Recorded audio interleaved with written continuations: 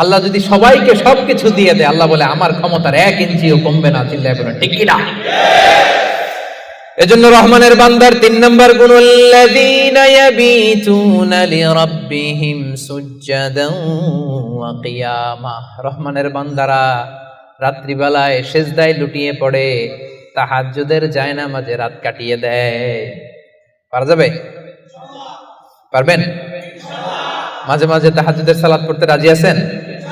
ওমিনাল লাইলি ফাতাহাজ্জাদ বিহি নাফিলাতাল লাকা আসা আইয়াবআসাকা রাব্বুকা মাকামান মাহমুদা। যারা তাহাজ্জুদ পড়ে এদের মর্যাদা বাড়ায় দেয় কে? আল্লাহ। এদের চেহারার মধ্যে একটা নূরানি ঝলকানি এনে দেয় কে?